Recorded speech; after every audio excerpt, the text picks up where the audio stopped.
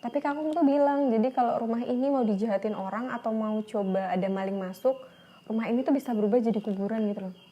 Hai teman-teman, terima kasih sudah klik video ini. Pertama-tama perkenalin dulu ya, nama aku Winda. Dan konten yang bakal aku bawain ini itu tentang cerita-cerita mistis. Entah itu aku bawain sendiri atau aku bawain sama temen atau sama orang lain. Nah, sebelum lanjut ke video, kalian boleh subscribe dulu channel aku biar kalian gak ketinggalan video-video selanjutnya yang bakalan aku upload. Nah, kali ini aku gak bawain cerita sendiri nih, aku bawain cerita sama teman aku, Mas Fauzan. Iya, halo. Nah, kita berdua bakalan bawain cerita tentang jin penunggu rumah. Udah gak asing banget kan sama jin penunggu rumah? Yang pastinya semua rumah pasti ada penunggunya ya Mas ya? Benar-benar. Nah, dan jin penunggu rumah ini juga pasti gak cuman positif negatif, jadi ada yang bawaan, ada yang pokoknya ada golongannya gitu lah. Jadi ada beberapa golongan untuk jin penunggu rumah itu sendiri. Yang pertama itu karena ada perjanjian antara pemilik rumah dengan jin tersebut.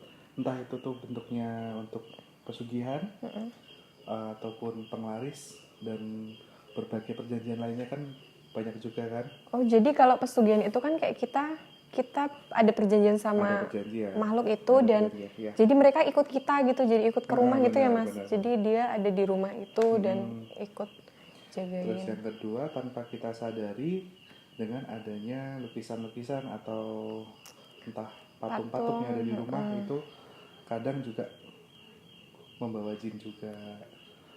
Terus yang ketiga itu bisa juga dari ulah kejahatan orang lain, entah itu santet atau dari dukun. Kiriman gitu. Iya, biasanya kiriman. Dan model-model seperti itu biasanya benar-benar yang merugikan Negatif ya. Ya, biasanya karena ada dendam Iri, atau apa. iri hati, dendam, terus kayak ya intinya nggak suka sama si pemilik rumah. Jadi nanti efeknya itu biasanya entah itu rumah tangga bisa berantem mulu atau ada yang sakit-sakitan.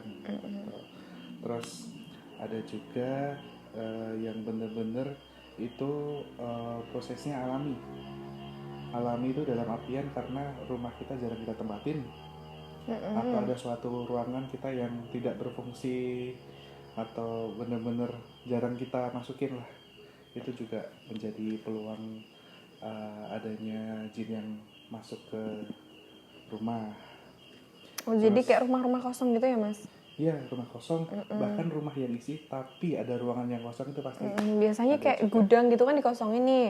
Nah, kalau bisa gudang itu dikasih penerangan, jangan dibiarin gelap. Iya, benar. Kayak gitu-gitu. Terus tentang penunggu rumah sebenarnya saya ada cerita. Tapi masih ada lagi Mas. Apa? Jadi jin penunggu rumah itu nggak mutlak dari itu semua. Jadi ada yang pure alami dari leluhur kita juga. Benar. Jadi kalau dari leluhur itu udah pasti menurut aku baik. Karena apa? Karena yang tinggal di situ kan juga kebanyakan anak cucunya nih. Dan jadi niat mereka pasti ngejaga biar anak cucunya ini tetap dalam kondisi yang baik di rumah itu. Tadi saya lupa nyebutin ya itu ya. Iya. Nah, saya ada cerita, tapi saya 100% tidak benar-benar yang mempercayakan bahwa itu ulah atau perbuatan dari jin penunggu rumah.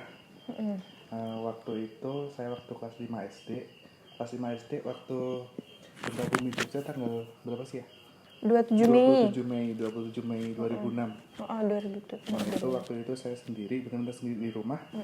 Sendiri di rumah karena keluarga pergi keluar kota. Akhirnya saya sendiri di rumah. Itu masih kelas 5 SD? Kelas 5 SD. Masih kecil? Masih kecil. Di rumah sendiri. Berani pula ya, Pak. Iya. Ya Allah. Terus waktu itu menunjukkan pukul 5:30 pagi. Dan itu masih gelap. Nggak tahu kenapa yang biasanya saya susah bangun, waktu itu terbangun karena suara keran air yang menyala tiba-tiba. Itu keran air yang di luar rumah itu benar-benar nyala secara bersamaan. Kalau nggak salah itu ada 2 keran air. Itu nyala sendiri? Nyala sendiri. Serem ya? Serem, ya nggak serem juga sih. Cuman ini apa namanya kayak bertanya-tanya gitu loh. Kenapa bisa nyala sendiri gitu kan? Dan akhirnya waktu itu mau nggak mau kan saya harus keluar juga walaupun itu masih gelap. Waktu itu setengahnya masih gelap. Dan mau nggak mau saya harus terbangun harus matiin keran tersebut kan, risih suaranya kan, Berisik ya. berisik juga. Nah makanya itu waktu itu saya matiin keran, keluar sambil masuk rumah lagi tuh sambil bertanya-tanya gitu kan, kenapa keran bisa nyala sendiri gitu kan. Akhirnya daripada saya tidur lagi kan mandi tuh, mandi, habis mandi udah pakai seragam SD nih, Mau udah sekolah. iya, yang biasanya saya baru jam setengah 7, jam 7 baru berangkat, ini jam 6 kurang seperempat tuh udah siap gitu loh, udah siap. Dan waktu itu bener-bener yang apa ya, di luar dugaan, jam 6 kurang beberapa menit itu terjadilah gempa itu. Dan kalaupun saya tidak terbangun waktu itu, ya mungkin saja apa ya, bisa tertiban apa ya, kejatuhan Tembok. kalau tembok. Alhamdulillah rumah nggak yang runtuh, Oh enggak. cuman kayak Atap-atap ya? atap-atap itu kan pada jatuh tuh Kak. Kalau misalnya waktu itu saya nggak terbangun ya walau kan. Oh jadi itu malah kayak mungkin ya, ini mungkin ya dari aku pribadi, mungkin itu entah penunggu rumahnya memang mau coba ngingetin emas atau mau coba bikin emas buat bangun. Nah itu Karena dia. bakalan ada kejadian seperti itu, mereka mencoba menyelamatkan, cuman kan kalau makhluk yang seperti itu mereka nggak bisa mutlak langsung sentuh kita gini buat Iya, kayak kasih kita tanda gitu tuh nggak bisa. Jadi dengan cara mereka dan mereka nyalain keran itu pun pasti mereka udah ngeluarin banyak energi mereka gitu loh, iya. Mas. Tapi sebenarnya kayak nggak masuk akal, tapi kok iya juga gitu kan. Iya, makanya. Nah, aku juga ada cerita nih, Mas. Jadi ini sebelum almarhum kakung aku meninggal, kan tinggalnya sama aku nih setelah gempa itu. Oh, tahun berapa? 2006 juga. 2006 juga, jadi kena gempa kan itu kakungku nggak bisa jalan, lumpuh. Mbah putri aku meninggal. Nah, habis itu tinggalnya barengan nih sama aku sama keluarga. Nah, kakung tuh sempat cerita. Jadi kakungku ini kan memang abdi dalam keraton gitu loh, keraton Jogja. Jadi aku ini orang asli Jogja ya. Jadi kakungku itu abdi dalam. Jadi kayak kalau orang zaman dulu tuh kayak punya pusaka-pusaka yang Benar. harus mereka bersihin atau mereka mandiin di malam-malam tertentu gitu. Iya, iya. Nah, aku nggak tahu sih. Jadi memang kalau di masa itu ya zaman aku masih kecil sih, pas sebelum gempanya itu malah kalau aku ke rumah kakungku itu pas malam satu suro atau apa, kan tempat kita kayak ada tradisi kita nggak boleh tidur cepat gitu, kita tetap harus melek atau apa gitu kan.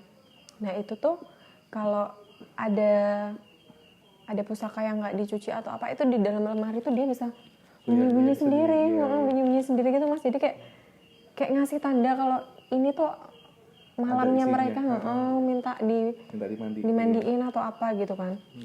Nah, terus posisi kakungku cerita itu, jadi rumah dulu tuh sempat mau kemalingan rumah kakung tuh. Tapi kakung tuh bilang, jadi kalau rumah ini mau dijahatin orang atau mau coba ada maling masuk, rumah ini tuh bisa berubah jadi kuburan gitu loh. Oh, itu kakek bilang sendiri. Iya, itu almarhum kakung tuh cerita sendiri ke aku gitu. Dan almarhum kakung itu tuh memang orang yang kejawen. Jadi bener-bener kejawen banget, dan hal-hal kayak gitu tuh dia paham gitu loh. Iya, iya. Kayak gitu. Terus ada cerita apa lagi? Kalau pengalaman dari aku pribadi sih, di rumah kakung itu ya itu pas malam satu suro itu kita nggak dibolehin tidur dulu. Ya terus itu ada pusakanya yang bunyi-bunyi gitu sih. Kayak gitu, Mas. Jadi kayak mutlaknya kalian mau percaya atau enggaknya, yang namanya rumah itu pasti ada penunggunya. Benar. Entah itu auranya positif, auranya negatif, ya pasti ada gitu loh. Tapi ya balik ke kalian lagi mau percaya atau enggaknya. Dan di samping itu kan kayak kita sama mereka itu hidupnya benar-benar berdampingan gitu loh. Kita hidup yang enggak, ya gimana ya, mau di zaman yang sekarang pun kita tetap berdampingan sama mereka. Bahkan mereka jumlahnya lebih banyak dari kita. Iya, makanya kita tetap berdampingan, kita tetap bareng sama mereka, tapi mereka tidak mutlak terus menampakkan diri mereka di kita gitu. Nah, kalau ngomong-ngomong rumah kosong nih, Mas, aku juga pernah ada pengalaman. Posisi itu aku main ke rumah temanku. Jadi rumah temanku itu tuh belakang rumah aku. Itu selang 3 rumah. Selang 3 rumah, dan pas banget di belakang rumah aku itu rumah kosong, nggak kepake gitu kan ya. Nah, aku tuh ke rumah temanku itu tuh ya mungkin masih anak-anak ya, dalam artian aku masih dalam kondisi nggak mikir apa-apa. Jadi aku main ya, aku jalan kaki ngelewatin rumah itu dengan pedenya. Rumah itu ada jendela, jadi pintu, jendela di sana juga jendela. Nah, jadi di samping pintu yang jendela yang sebelah sini, sebelah kiri ini tuh kebuka, tapi dalam kondisi ada bunyinya. Jadi kayak gimana sih? Kayak seret gitu kan pasti bunyi kan kalau jendela kayak suara pintu kan? suara jendela, tapi itu jendela kebuka tapi berbunyi. Jadi kan otomatis aku yang jalan langsung nengok nih. Nah, pas aku nengok di sudut rumah itu, di samping jendela itu ada penampakan yang aku nggak mungkin sebut detail di sini ya. Itu ada penampakan kayak poci gitu dengan kondisi kainnya yang berlusuh, tapi muka dia tuh nggak kelihatan. Muka dia kayak siang apa malam? Itu malam 8:30. Jadi bodohnya aku masih kecil, aku jalan dengan pedenya kayak gitu. Dan abis di situ aku lihat itu kayak aku nggak bisa gerak kan. Aku nggak bisa gerak dan itu nggak langsung hilang. Jadi aku nggak bisa gerak, selang beberapa detik itu aku baru bisa lari, dan lari gobloknya aku tuh larinya nggak pulang weh. Aku lari ke rumah temenku. Sampai aku bilang ke ibu temanku minta diteleponin ayah aku buat jemput aku pulang karena aku nggak berani pulang. Itu kalau rumah kosong biasanya kayak gitu. Iya benar. Kan kayak nggak terduga gitu loh ya. Siapa yang ada di situ yang jagain siapa, entah itu buang-buangan kan kadang kalau rumah ada sesuatunya terus kita panggil ustadz nih buat ngebersihin rumahnya. Kadang kan dibuangnya ke tempat yang kayak gitu kan Mas, kayak yang kosong, kayak yang nggak kepake apa gimana gitu loh. Iya, biasanya kalau kayak gitu buangnya entah bisa juga di alas, lautan juga bisa. Hutan-hutan bisa, bahkan rumah-rumah kosong pun bisa. Karena rumah kosong itu dianggapnya kan bener-bener nggak dipakai manusia. Nggak ada aktivitas nggak ada manusianya. aktivitas. Nah itu tadi sedikit banyak cerita mistis yang udah kita bawain ya Mas ya. Iya. Nah buat kalian yang besok mau request tentang cerita mistis lainnya, boleh banget komen di bawah. Dan jangan lupa subscribe, like, dan komen. Terima kasih. See you next video.